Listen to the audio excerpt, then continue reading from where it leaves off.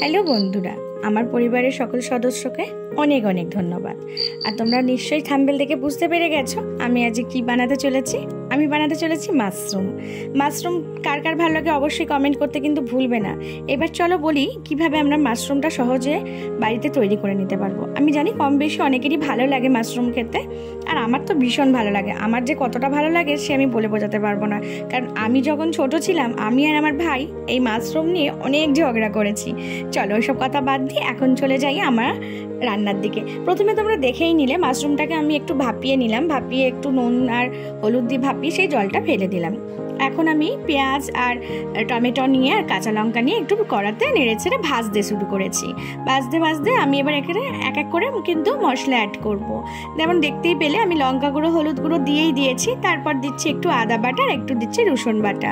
তোমাদের আমি বলবো ঝালটা তোমরা নিজেদের স্বাদ অনুসারে দিও। আমি একটু ঝাল ঝাল খেতে ভালোবাসি, তাই একটু কাঁচা লঙ্কাও দিয়েছি আর লঙ্কা গুঁড়োও দিয়েছি। আর তোমরা যেরকম ভালোবাসো তোমরা তোমাদের মতো করে দিও। আর আমাদের বাড়িতে তো সবাই বড়রা খাবে, সেই জন্য একটু ঝালটাই দিয়েছি। আর তোমাদের যদি বাচ্চারা খায় তাহলে ঝালটাকে স্কিপ করে গিয়েও। ঠিক আছে, চলো আমরা তাহলে একটু নেড়ে চেড়ে দেখলে আমি একটু জল ঢেলে দিলাম। জলটা ঢেলে দিয়ে আমি একটু আমার অন্য কাজ আছে সেগুলো আমি করবো, ততক্ষণ আমি চাপা দিয়ে দিচ্ছি। আবার চলে এলাম তোমাদের দেখাতে যে দেখো মাশরুমটা আমি যেটা ভাপিয়ে রেখেছিলাম সেটা আমি রেডি করে রেখেছি। এবার আমি ওই মশলার মধ্যে ওটাকে অ্যাড করব। তোমরা দেখতে পাচ্ছ আমি অ্যাড করা হয়ে গেছে। এবার একটু নাড়াচাড়া দিয়ে কি করবো বলো তো, একটু ঢাকা দিয়ে রেখে দেবো, কারণ মশলার যে টেস্টটা সেটা তো মাশরুমে যতক্ষণ না ঢুকছে ততক্ষণ তো ভালো লাগবে না। সেই জন্য আমি এটা একটু নাড়াচাড়া দিয়ে চাপা দিয়ে রেখে দেবো। আর তোমাদেরকে একটা কথা আমি বলে রাখছি যে তোমরা কারা কারা মাশরুম খেতে ভালোবাসো আর কারা কারা ভালোবাসো না দুজনেই কমেন্ট করো।